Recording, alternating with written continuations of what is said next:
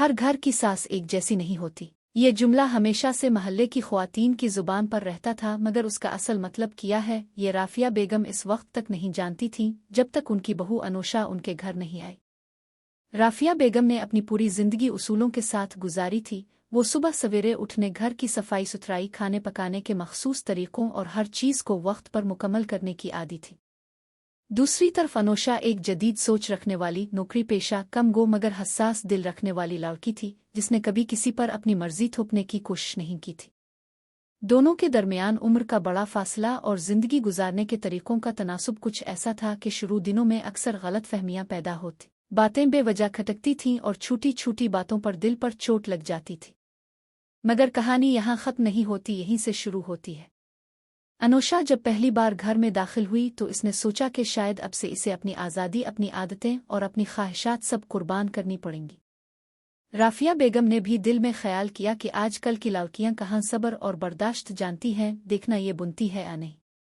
मगर चंद दिन गुजरे तो आदतों के फ़र्क ने दोनों के दरमियान एक गैर मरी फासला कायम कर दिया।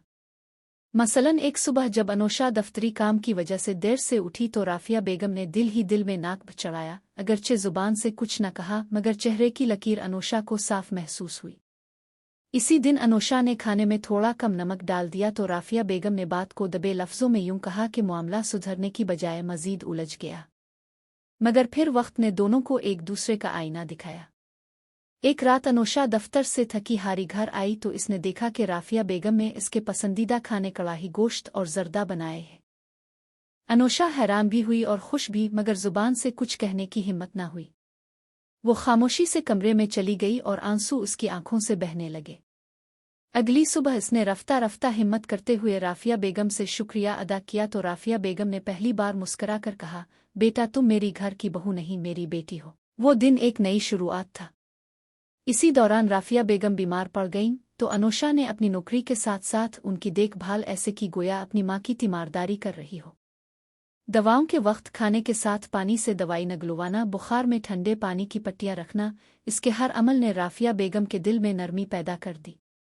जब वो ठीक हुई तो एक रात उन्होंने सोने से पहले अनोशा को अपने पास बुलाया और कहा, मैंने तुम्हें गलत समझा, मगर तुमने कभी जवाब में सख्त बात नहीं की। अनोशा ने मुस्करा कर कहा, उम्मी हर नस्ल का तरीका मुख्तलिफ होता है, मगर मोहब्बत सबको समझ आती है। और फिर यूं हुआ कि घर का माहौल बदलने लगा।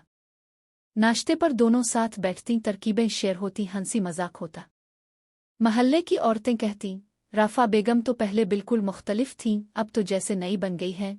मगर राफिया बेगम हर बार मुस्करा कर कहती, हर घर की सास एक जैसी नहीं होती, बस उन्हें समझने वाला कोई हो तो सब बदल जाता है। एक दिन अनोशा दफ्तर से जल्दी वापस आई तो इसने देखा कि राफिया बेगम अपनी पुरानी तस्वीरें निकाले बैठी है। अनोशा भी बैठ गई। उनमें एक तस्वीर राफिया बेगम की जवानी की थी, जिसमें वो हंसती हुई नजर आ रही थी। अनोशा ने कहा, उम्मी अब तो बहुत खूबसूरत लगती थी। राफिया बेगम ने कहा लगाकर कहा, ओ शरीर थी नहीं, अब भी हों। वो दोनों हंस पड़े।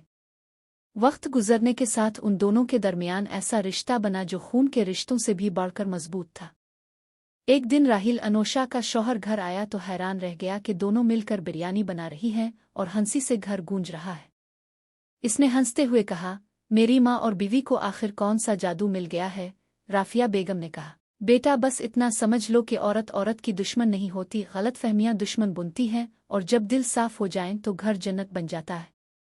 आखिर में जब अनोशा की गोद में बेटी आई तो राफिया बेगम ने इसे पहली बार गोद में उठाते हुए कहा, मेरी पोती अपने घर मोहब्बत लेकर आई है, बिल्कुल उसकी माँ की तरह। अनोशा ने मुस्करा कर जवाब दिया, उम्मी आपने ही मुझे सिखाया है कि हर घर की सास एक जैसी नहीं होती, बाज़ माएं बन जाती हैं। और यूं मोहब्बत, बर्दाश्त और समझ बोझ की इस कहानी ने हर इस औरत को सिखाया कि अगर एक कदम कोई आगे बढ़ाए तो दूसरा कदम मोहब्बत खुद चल कर आती है।